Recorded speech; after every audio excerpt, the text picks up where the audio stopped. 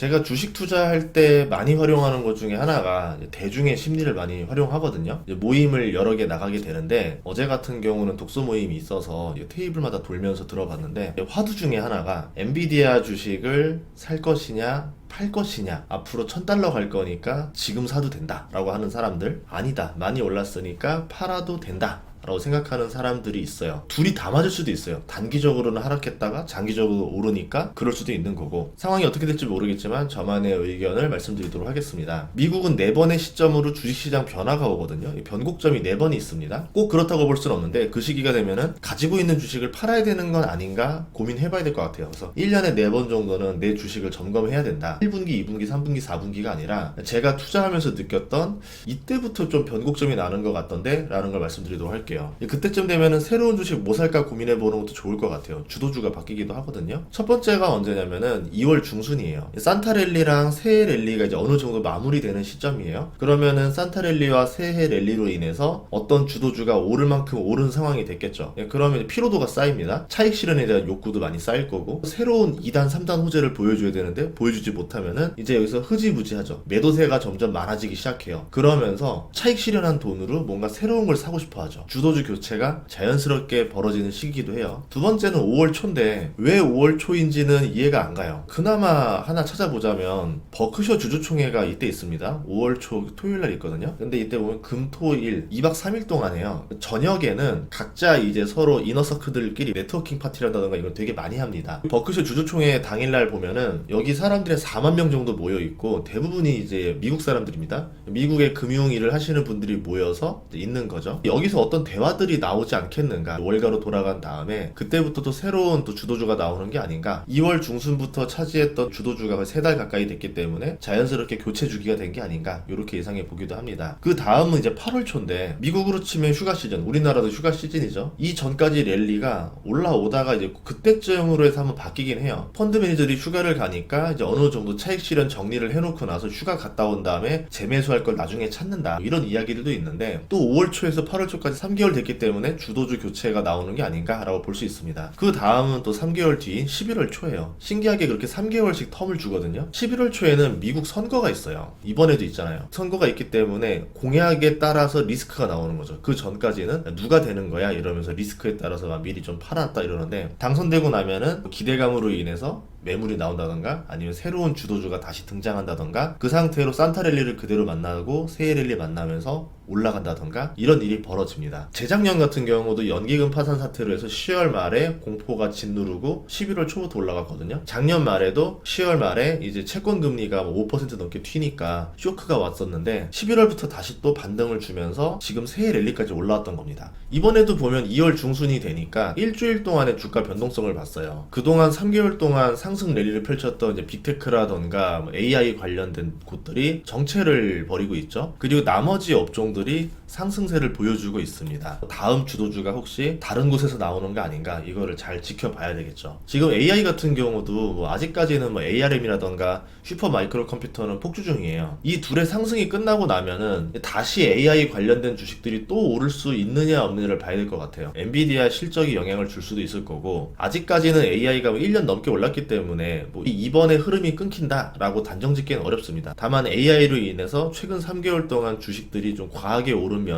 없지 않아 있다 라고 볼 수 있겠죠. 슈퍼 마이크로 컴퓨터 같은 경우는 올해 들어서 250% 오르고 일주일 동안 40%가 올랐어요. 이게 단기적인 과열이 아니다라고 말할 수가 없는 거죠. 엔비디아 같은 경우는 작년 5월 이후에 한 단계 더 오르고 8월 이후에 조정을 주고 그 새해부터 랠리를 가서 지금 1년 동안 230%가 올랐습니다. 엔비디아 주가 상승 중 이번 상승이 가장 가파랐기 때문에 여기서는 한 번쯤 쉬어가야 되는 구간이 아닌가, 이렇게 볼 수도 있고, 차익 실현에 대한 욕구가 지금 강한 상태죠. 만약에 여기서 더 치고 올라가지 않으면은 매도세가 달라붙을 수가 있어요. 사람 마음이 더 올라갈 것 같으니까 지금 기다리고 있는데 더 올라가지 않고 지지부진하다?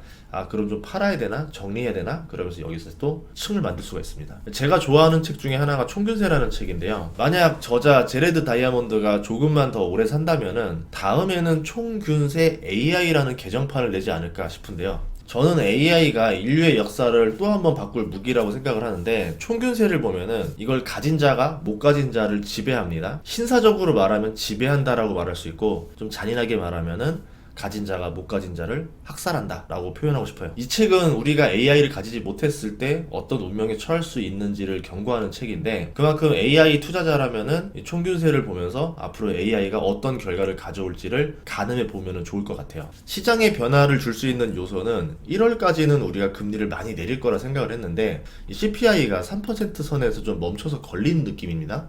더 내려가지를 못하고 있어요. 그동안은 CPI가 빠르게 내려왔지만 이제 소비와 고용이 살아있기 때문에 연준이 원하는 2% 근처로 가는데 시간이 걸릴 수가 있습니다. 경기와 소비가 나쁘지 않기 때문에 그런 걸 수도 있고, 조사 방식이 실제를 제대로 반영하지 못하는 걸 수도 있어요. 반면에 다른 지표를 보면 괜찮은 편이거든요. CPI 쇼크에도 증시가 거의 흔들리지 않았던 이유가 다른 지표들을 보면은 그렇게 나쁘지 않았기 때문에 그런 것도 있어요. PCE 같은 경우는 이제 2%에 바싹 붙을 예정이고, 핵심 PCE도 빠르게 내려가는 모습을 보여주고 있죠. 미국 소매 판매가 전년 대비 0.65%로 꽤 낮게 나왔거든요. 최근의 성장성 대비. 그래서 침체 아니냐 이런 이야기가 나오고 있는데, 이런 것들이 어우러지면서 CPI에 대한 쇼크를 희석시켜주고 있습니다. 그런 이유로 CPI를 좀 큰 방향으로 봤으면 좋겠어요. 내려가는 구간이다. 과거에만 해도 9% 넘고 9%에서 3%까지 엄청 내려온 겁니다. 그래 쭉 내려가고 있지 정도로만 봐야지, 중간에 한번 일시적으로 반등을 했으니까 이제부터 물가가 계속 올라갈 거야 이렇게 해석할 수는 없는 거거든요. 이 CPI 때문에 금리 인하의 정도라던가 속도의 조절은 되겠지만 금리 인상을 하진 않을 거라는 거죠. 다른 지표들을 봐야 되겠죠. 중요한 거는 소비랑 고용 지표인 거예요. 주식 투자자 입장에서는 경기가 좋아야 고용이 늘어나고 소비가 좋아지면서 제품의 물건이 훨씬 더 많이 팔릴 수 있는 여력이 생기는 거죠. 실제로 그게 실적으로 이어지는 거고, 그런 흐름에서 CPI가 방향을 계속 이어가 준다. 계속 큰 흐름으로 점점점 하락 추세를 만들어 준다. 그렇게 되면 연준이 원하는 금리 인하를 쉽게 할 수가 있겠죠. 파월이 3월 FOMC에서 어떤 말을 할지, 파월은 올해 내내 금리 인하에 대한 고민을 하겠다면서 군부를 떼고 있어요. 워밍업을 하고 있는 겁니다. 지표라는 근거만 나오면 최대한 빨리 금리 인하를 하려는 모습이에요. 3월에는 강한 예고가 나올 것 같고, 이제 5월이냐 6월이냐 이런 얘기 하고 있는데 5월에는 해야 되지 않을까라는 생각을 하고 있어요. 그 이유 중에 하나가 연준이 지금 고금리를 오래 버틸 수가 없습니다.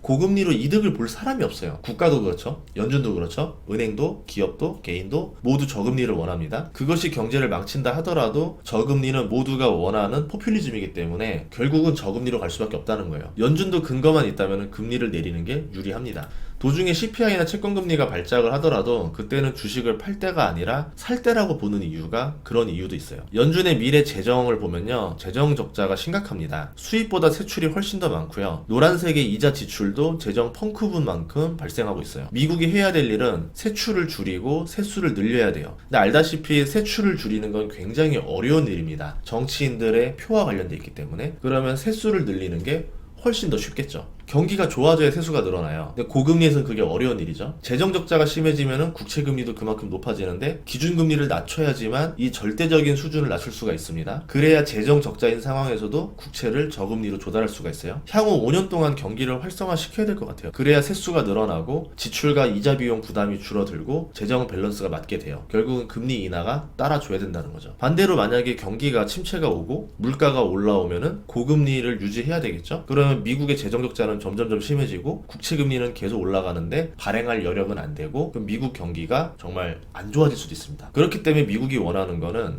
저금리와 경기 호황이에요. 주식 투자자 입장에서는 아주 베스트한 상황인 거죠. 또 하나는 미국은 재정 문제 외에도 달러를 계속 기축통화로서 지위를 유지해야 되는데 이게 또 하나의 패권 싸움이거든요. 미국의 달러는 전 세계 외환거래의 88%를 차지합니다. 전 세계 중앙은행은 이를 위해서 현금과 미국채로 보유를 하고 있어요. 이들이 국채를 계속 사서 모을 수 있게 해야 되는데, 다른 나라들이 국채를 계속 사서 모을 수 있게 해야 되는데요, 고금리로 인해서 국채 손실을 입은 중앙은행들이기 때문에 금리가 다시 낮아져야 국채 손실을 만회할 수가 있어요. 저금리였던 시절에는 미국채 보유량이 우상향했고 고금리인 기간에는 미국채 보유량이 정체를 겪었다는 지금 화면을 보고 있잖아요. 금리가 계속 낮아지는 추세를 보여준다면은 중앙은행들이 국채 매입에 다시 적극적으로 나설 겁니다. 미국의 유동성을 다른 나라들이 다시 퍼부어준다는 거죠. 그럼 미국 입장에서는 앞으로 저금리로 가고 경기 호황으로 가게 되면 다시 국채 매입이 늘어나면서 유동성이 늘어나게 되고 경기를 부양할 수 있는 여력이 많아지게 되는 거죠. 지금은 미국만 나홀로 호황인데 이게 미국에도 좋은 게 아니거든요. 달러 가치를 유지하려면은 신흥국이 무역 흑자를 내야 돼요. 그 달러로 미국채를 사줘야 되는 거고, 그래야 미국의 달러 가치가 유지가 되고 다시 양적 완화라던가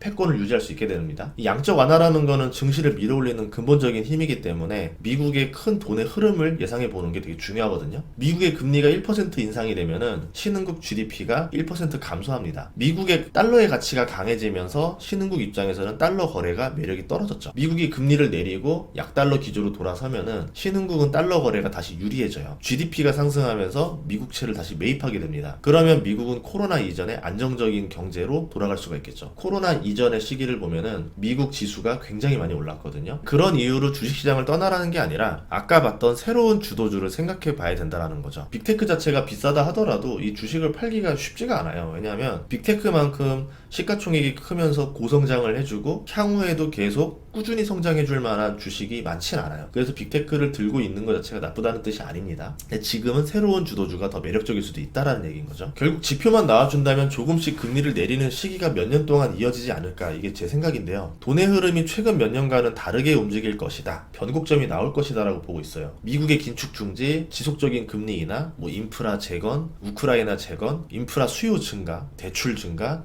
AI 발전, 이런 것들을 고려해봐야 되지 않을까. 이렇게 했을 때 어떤 업종으로 돈이 쏠릴 것인가를 예상해 보는 것도 좋을 것 같습니다. 미국장도 있지만은 그동안 방치됐던 신흥국 주식들 같은 경우도 이번에 좀 점검을 하려고 하거든요. 신흥국 주식시장을 보면은 1월 중에 바닥을 다지고 상승이 빠르게 나오고 있는데, 미국의 약달러 전환이 이뤄지면은 가장 수혜가 커집니다. 미국의 금융 관련 산업들이라던가 인프라 관련 산업들, 소비재, 제조업도 다시 관심을 받을 가능성이 높아지겠죠. 실적이 올라갈 거기 때문에. AI만큼 폭발적인 실적 성장을 보여주지 못한다 하더라도 약달러로 가면은 또 새로운 업종 안에서 고성장 기업들이 나오거든요. 이런 것들을 한번 준비해보면 어떨까 생각을 하고 있어요. 주식 투자라는 게 돈을 잃을 때도 스트레스지만 돈을 벌어도 스트레스예요. 이제 벌면은 언제 팔아야 되는가에 대해서 이제 고민이 압박이 와요. 오늘 파는 게 최선의 선택이냐, 내일 파는 게 최선의 선택이냐, 아예 안 파는 게 최선의 선택이냐. 저는 주로 이제 아예 안 파는 선택을 많이 해봤는데, 단기적으로 갑자기 오를 때는 매도를 했었어요. 장기적으로 꾸준히 올라가는, 예를 들어서 코스트코 같은 기업이다 그러면은 매도할 이유가 없다라 생각을 하지만,